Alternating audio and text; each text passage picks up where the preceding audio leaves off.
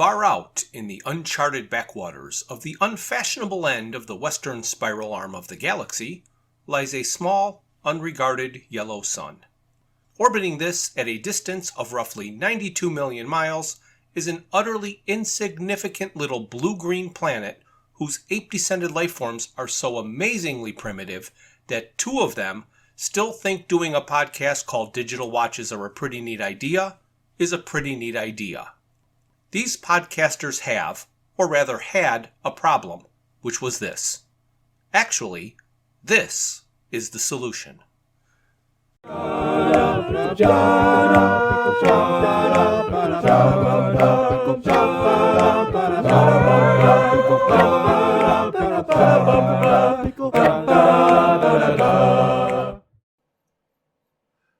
Hey, Brian, what's this? Well, Jeff, this is our review of the second issue of the IDW comic book series, which is the second story in the Dirk Gently Holistic Detective Agency. This story is titled A Spoon Too Short. Yes. And based on the cover, I'm going to say that it's not going to be quite as salacious and titillating as the last issue. No, it won't be. Because he is riding an elephant, it seems, in the savannah of Africa. That's correct. And there's giraffes behind him and a rhinoceros, a couple of monkeys. Mm-hmm. An interesting little tidbit on the cover as well. It says, coming soon to television. Yes, and on that note, I did look up a couple of things, and the writer we called David, but I think it's more likely that his name is pronounced David, because he is of Asian descent and he lives in Britain, and he was an executive producer of the TV show. So, interesting. I don't know, I've never heard his name spoken, but I would lean toward David. Okay, great. And he's one of the three characters that are on the cover of this magazine. And I would have, like you, I thought when I looked at the last cover, I thought it was the first and last name. Right. Interesting. And of course, he's sitting astride an elephant, as you say, but seems quite comfortable drinking a cup of tea. And has a cat on his lap. Yes. All right, so we'll jump right in and look at the previously on page. Mm-hmm. In the last issue, the main story was about a family who all of a sudden lost the means to communicate. Yes, the Kingdom Browns. The Kingdom Browns, correct. And that, Dirk says, is what separates us from the animals. He's talking to Sally Mills, who was going to a Halloween costume dressed as the stereotypical sexy nurse. And he also met a woman named Tamasha Ng Travers, and she is telling him that he needs to come with her to Kenya to meet the tribe without words. And of course, the three images on this page are strung together with a string like they do on those evidence or murder boards, as they say. Correct. The page after that, again, is talking about our cast of characters. So we have Dirk Gently, Sally Mills, the Kingdom Browns, Tamasha Ng Travers, Madluck Biggin. He is a conservationist and he is heroic. And we have Sid, an endangered black rhino, and of course, Bernice, Schrodinger's cat. Of course. And the picture of Bernice is the pose that you get, I think, from every cat looking at and trying to figure out exactly what the human is doing. Oddly perplexed, as the cat is. Yes. So we will go to page 1 of the story.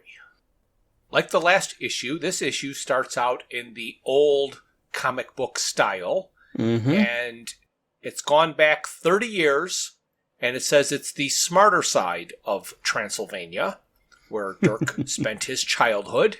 Mm-hmm. And he's having some sort of weird dream again where he's on, what kind of staircase would you call that? Winding staircase? Winding staircase, that's it. But not a winding staircase like you would see in any kind of a house. Or kind of a winding... Escher-esque, yeah. Yes, the winding staircase that Escher would draw. Mm-hmm. And he seems to be all alone, crawling, and he's calling for his mom, and he's calling for his dad, and it's really weird because sometimes the words are upside down. He is always upside down in these pictures, but I'm not sure if he's going up the stairs or down the stairs. Right. Quite confusing. What is interesting, though, is that they introduced the television show on the cover. Yes. But here in this flashback, they're talking about Transylvania, which is from the books, not the TV show. At least I don't recall any reference to his ancestry in the TV show. No, he was referred to as Svlad once. That's correct. He was. You're right. So they did call to it, but they did not expand on it at all. And here we see a castle on the hill with vampire bats. Yes. Well, we have to assume they're vampire bats, right? Right. It's Transylvania. Yeah, of course. And then around the staircase, we've got rats, and there seems to be suits of armor. So he's obviously inside the castle. So let's see what happens on the second page. So it appears that Dirk got to the top of the staircase or the bottom of the staircase, wherever he was going, and he opened what appears to be a bedroom door, and all the bats squeak, squeak, squeak, and fly out. And looking at their fangs, they're clearly vampire bats. And Dirk laughs and laughs and laughs and laughs and calls one of them Papa. And the bed in the background is one of those canopy beds covered in pink chiffon. Yes, exactly. And sprawled across the bottom is the title of this chapter, The Tribe with No Words. Yes. So we'll go to page 3. The dream that Dirk was having was while he was asleep on the plane to Kenya with Tamasha. And you can hear him muttering Mama and Papa. And he's talking basically that he doesn't have any real memories of his parents, doesn't remember his father at all, and his mother sent him away when he was young. But then he has a dilemma with the food service on the plane, and he calls for the waitress rather than the stewardess. Now we know the reason for the title of this issue. And Brian, what's happening? Well, Dirk is quite frustrated because the spoon that seems to have been provided with his yogurt is quite tiny. Yes. Which doesn't allow him to reach all the way down to the bottom of his yogurt. And that is the information with which he is accosting the stewardess. Yes. His spoon is too short. Oh my gosh. We'll move to page 4. The stewardess was none too happy to have him accost her about his yogurt, and he is being dragged off to be reprimanded. Dragged by the tie. Yes. Oh my goodness. The stewardess, dragging him by the collar, throws him into the back room and looks him straight in the eye and says, "Let me teach you a little something about naming and function, Mr. Gently." And he asks, "How do you know my name? Are you a clue?" She says, "It's on the passenger manifest, you ridiculous man, and I'm not a clue, any more than I am a waitress. Call me one again, and I'll cut your heart out with a spoon. Do we understand each other?" she says. And Dirk says he comforted himself with the thought that anyone who would quote Alan Rickman couldn't be all evil. Which is kind of weird because yeah.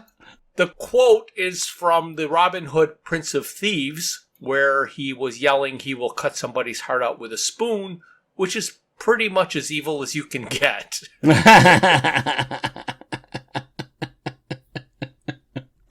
Yeah, that's a deep dive. Yes, it is. On to page 5. Okay. I think that's all we have to say about page 5. Yeah. On this page, we are introduced to Sid the rhinoceros. Mm-hmm. However, he tends to be more Marvin-like in his thoughts. They're certainly circular. Yes, they are. So there's a couple of birds perched on him, and we get to see close-ups of his nose and his eye and his horn, and he's eating grass. And he's deciding that it's warm today, and the grass is nice, and it's nicer than the grass yesterday, but perhaps not as good as tomorrow, though who's to say? At least he's got all 4 legs. He's not right. trudging around in a circle. Yes. And it's kind of funny when you think of it this way, because I, without really even thinking about it, just by the dialogue, compared him to Marvin. Yes, exactly. And in the movie, who played Marvin? Alan Rickman. Yes, he did.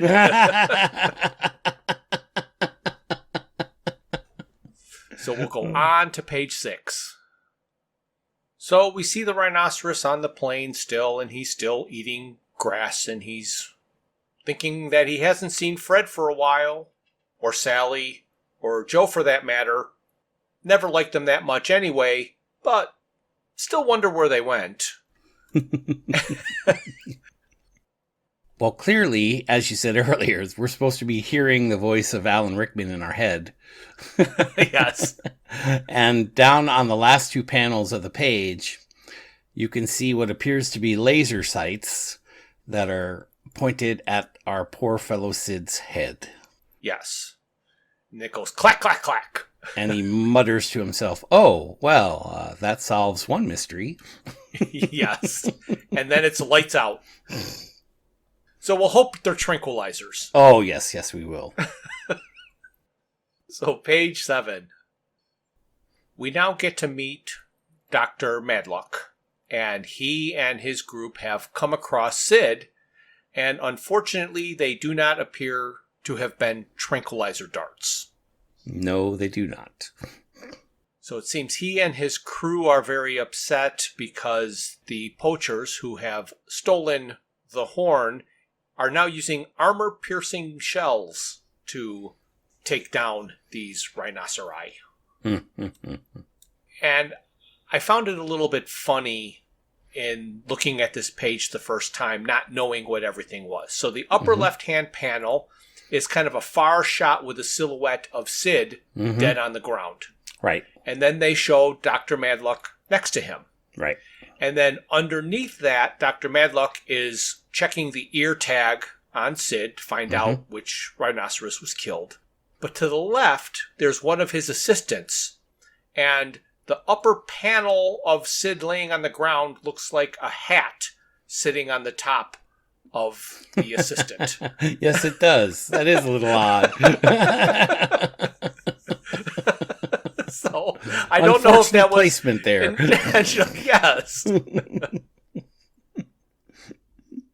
And on the bottom right panel, we see Dr. Madluck examining the bullet, and over his shoulder, he hears the words, "Hello, Dr. Madluck, I presume?" So we will go on to page 8.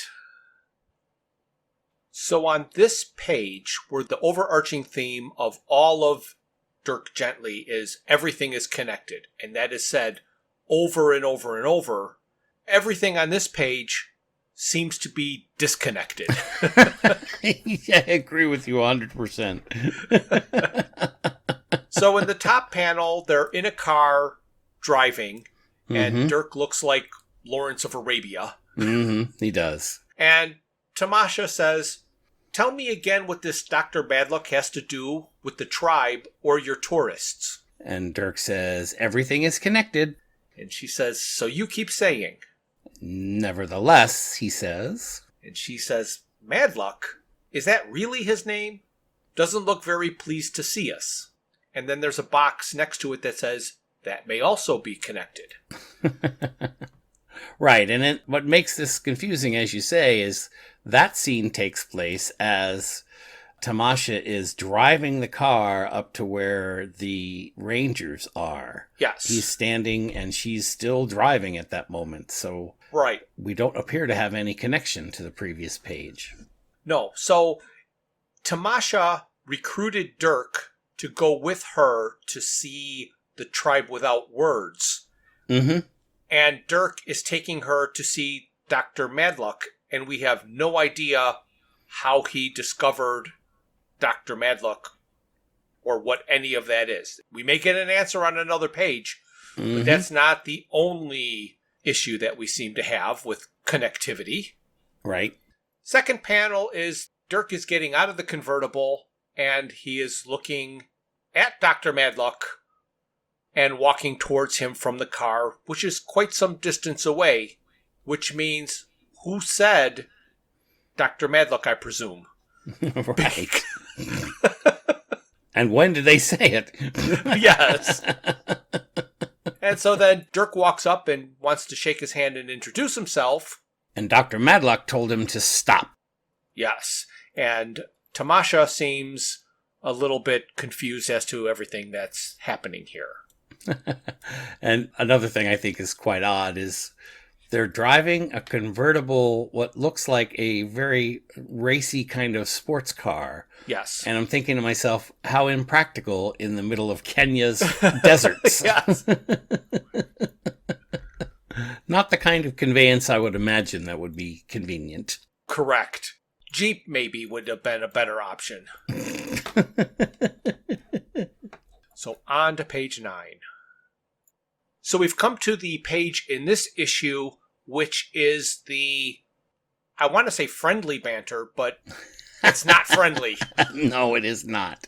But it is banter. Yes, it is. So it's Well between Madluck and Dirk, and I guess we're just going to do our best to read it in the way it's written because it's hysterical. Mm-hmm. And we'll try and do it without laughing, but I don't think that's going to happen. No, I don't think so. So Madluck has grabbed Dirk by the collar and pulled him close right up to him, and he says, "Take it off."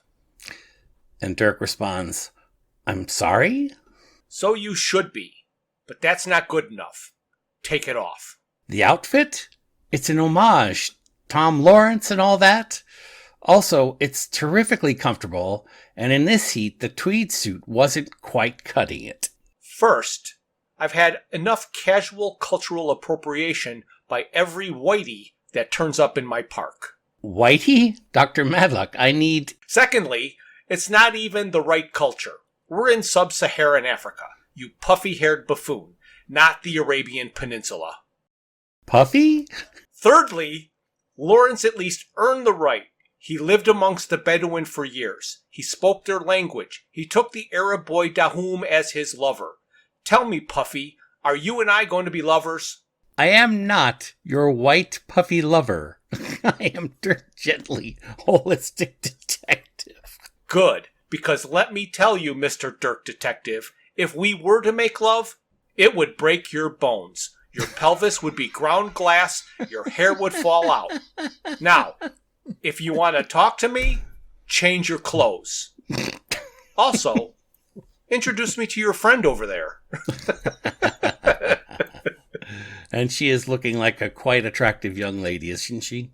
Yes, as she lifts up her sunglasses to get a better look herself. Mm-hmm. And Madluck is a handsome man. Yes. On to page 10. And so this is actually a beautiful double-page spread. Mm-hmm. Yes. The savannah stretches out across the double page on the top, and there's 7 panels on the bottom. And I think what's funny on this top panel of the page, there's meerkats and warthogs and giraffe. And oddly enough, the warthog looks like Pumbaa. Yep. And then there's a cluster of meerkats all sitting up on one of those rocks that happens to be thrusting out into the savannah. Yes. Looks like the perfect spot to hoist a baby lion cub over your head. Yeah, it does, doesn't it? Yeah. Oh, my goodness. And on the bottom, it is all the discussion that Dr. Matlock and Tamasha and Dirk are having. Mm-hmm. And basically, Dirk and Tamasha are trying to get information about the tourists who lost their voice. And Dr. Matlock wants nothing to do with that because he doesn't have time for human problems. He only deals with animals. And all of his attention has turned toward Tamasha. Mm-hmm. So throughout these panels, of course, Matlock has his attention on Tamasha the entire time. And Dirk sort of keeps interrupting. A couple of times during the interruptions, Tamasha gets upset with Dirk and kicks him in the shin. Yes. When Dirk realizes that Matlock's only attention is going to be on animals, he says, well, I have a cat. Right. So then Matlock decides that he's going to invite Tamasha to go with him to the tribal grounds of the Nkawa, and hopefully that would serve her purpose to meet possibly the tribe without words. Mm-hmm. And Dirk decides that he's just going to let them go and eat, but they call for him.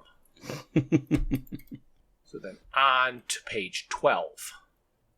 So this is just a beautifully drawn page, again, looking at the African savanna, and we have large birds flying and giraffes and gazelles and beautiful sunset.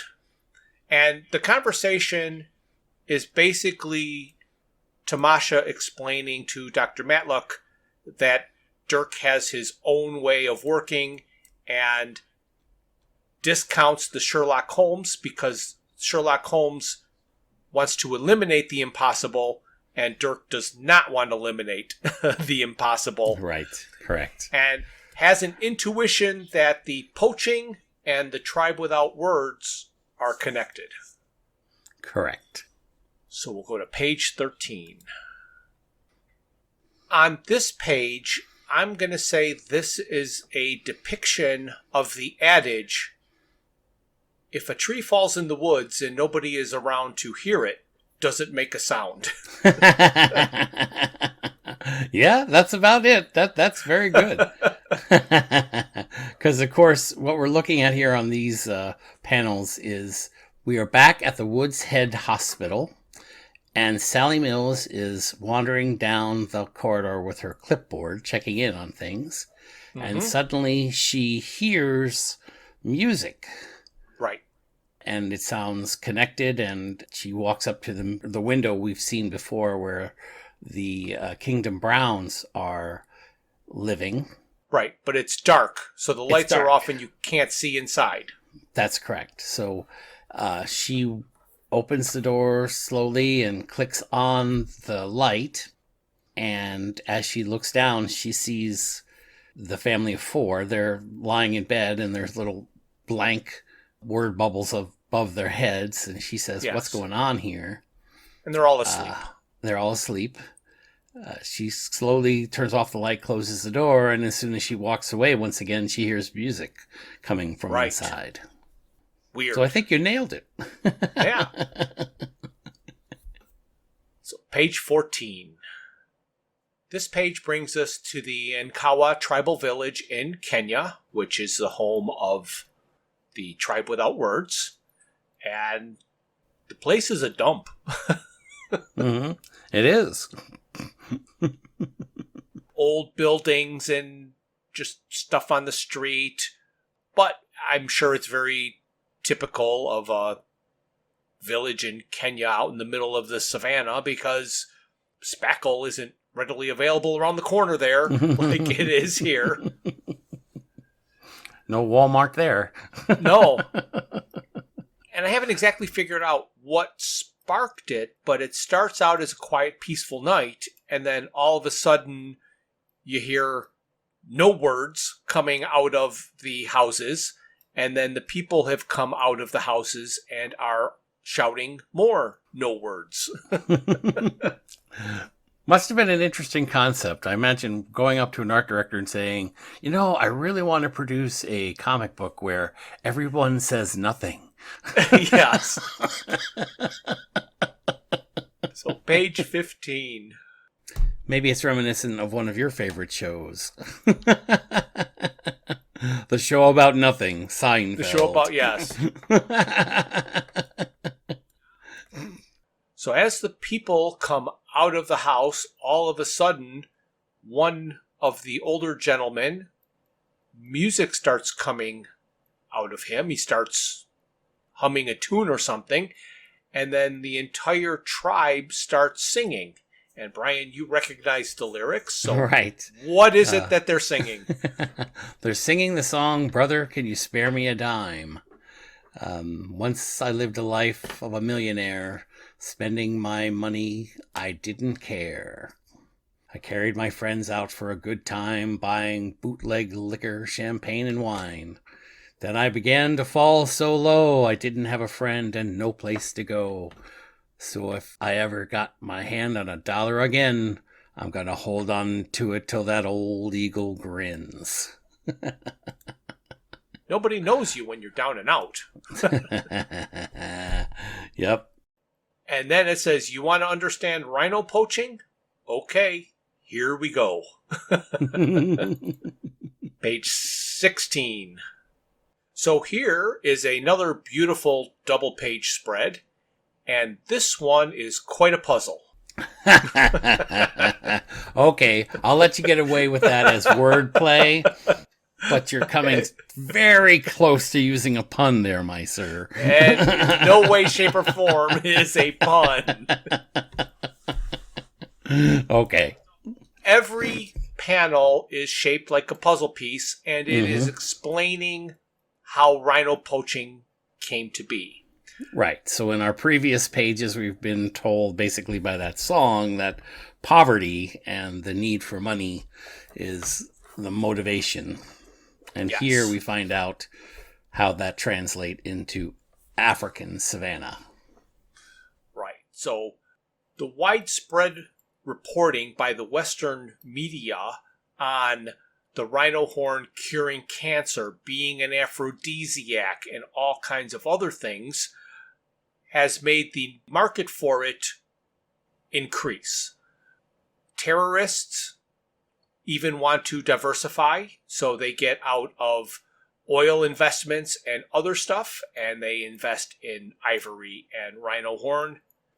And it says, in Nigeria, Boko Haram needs to find some way to fund its endlessly growing commune of kidnapped girls.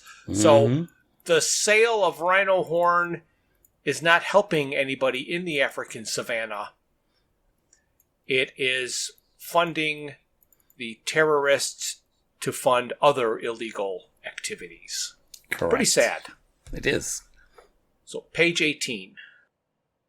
So Dr. Matlock is telling Tamasha that everything is connected. And Dirk is all upset because he's like, it's okay when he says it.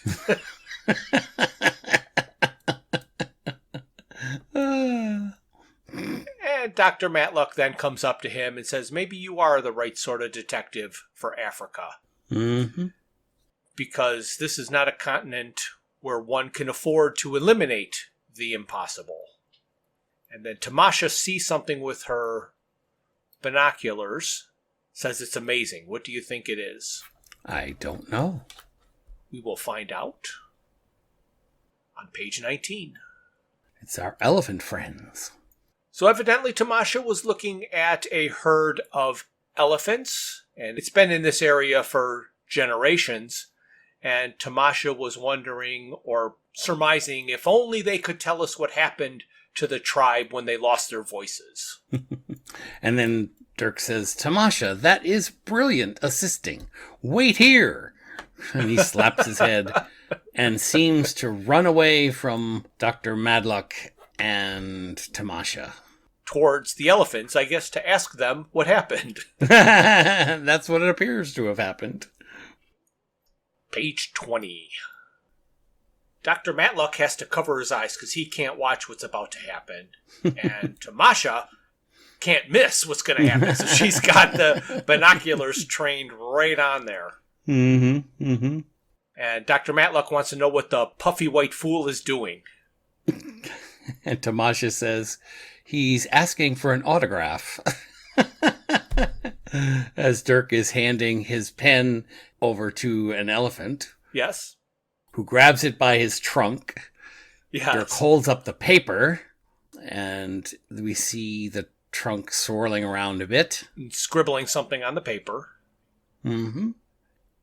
Dirk says, "Thanks, you guys. You're the best, Mama M." And Tamasha and Dr. Matlock are looking at each other in confusion.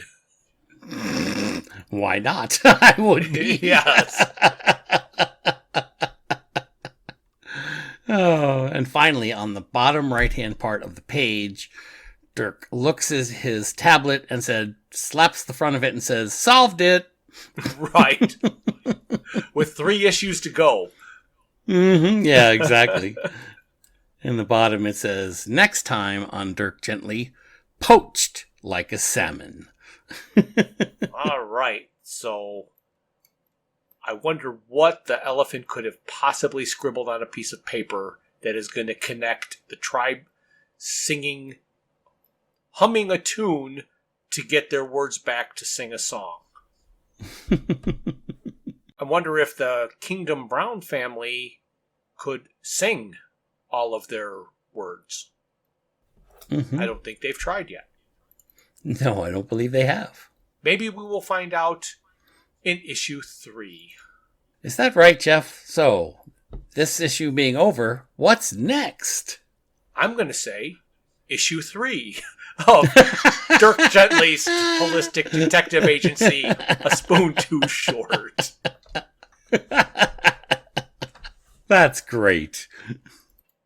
So, now that we know what's happening next time, I'm going to say this is the end. Thank you for listening to this. A new episode is released on the first Thursday of every month. A special thank you goes out to Luke, Max, Greg, and Tim Lesnick for arranging and performing our opening theme. Visit our website at digitalwatchesareaprettyneatidea.buzzsprout.com. While there, you can find links to all of my Hitchhiker's Guide to the Galaxy inspired t-shirt designs.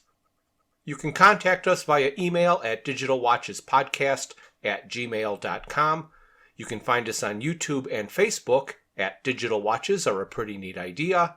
You can message us on Twitter, or should I say X, at Watches Idea, and our Instagram is Watches Idea Podcast.